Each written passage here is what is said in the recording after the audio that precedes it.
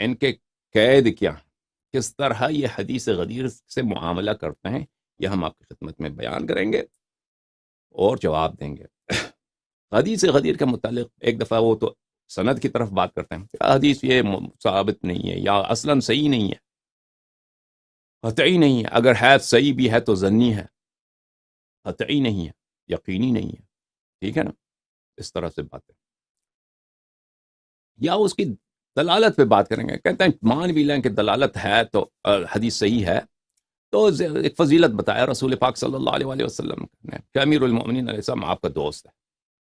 آپ کا مولا ہے، یعنی آپ کا ناصر ہے، اسلام کا ناصر ہے، اسلام کا دوست ہے۔ یہ تو بہت سارے مسلمانوں کو، عام مسلمان کو بھی یہ فضیلت حاصل ہے کہ وہ اسلام کا ناصر ہے۔ کون مسلمان ہے جو اسلام کی نصرت نہیں کرنا چاہتا ہے نا،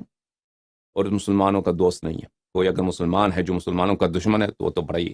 بدبخت آدمی ہے، بلکہ وہ کافر ہی ہوگا جو مسلمانوں کا اسلام اور مسلمانوں کی دشمنی کرتا ہو۔ تو یہ کوئی خاص فضیلت نہیں ہے، بس ٹھیک ہے۔ یا یہ کہیں گے کہ وجہ صدور کیا ہے؟ کہیں گے کہ وجہ صدور یہ نہیں ہے کہ خلافت کے لیے ان کو نصب کرنا تھا، نہیں نہیں نہیں، وہ صحابہ میں کچھ بد دلی، بدمزگی، صحابہ میں کچھ شکوے پیدا ہوئے تھے سید المسلمین سلام اللہ علیہ کی نسبت سے، تو اس لیے اس بدمزگی کو دور کرنے کے لیے اور صحابہ کے دل میں جو شک پیدا ہوا تھا کہ امیر المؤمنین علیہ الصلوۃ والسلام کوئی اچھے انسان نہیں ہے، تو اس شک کو دور کرنے کے لیے کہ بھائی یہ اچھے آدمی ہیں،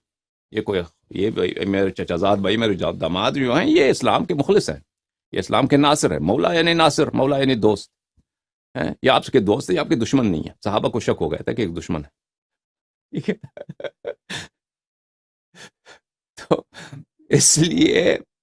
رسول پاک صلی اللہ علیہ وآلہ وسلم نے صحابہ کی جو کنفیوژن ہے کہ ان کو بدگمانی ہو گئی، تو اس کو دور کرنے کے لیے انہوں نے یہ بات کہی۔ یا تو وہ یہ کہیں گے کہ عزیزو کہ آیات جو ہیں، جو شیعہ کہتے ہیں آیہ تبلیغ، یا ایھا الرسول بلغ ما انزل الیک من ربک،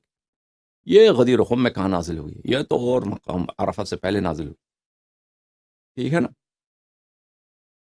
اور اس طرح لفظ مولا پہ وہ کریں گے، ایراد کریں گے، اشکال کریں گے کہ لفظ مولا جو ہے، لفظ مولا کا تو مطلب یہ اولا بالتصرف نہیں ہے، لفظ مولا کا کیا ہے؟ لفظ مولا کا مطلب ہے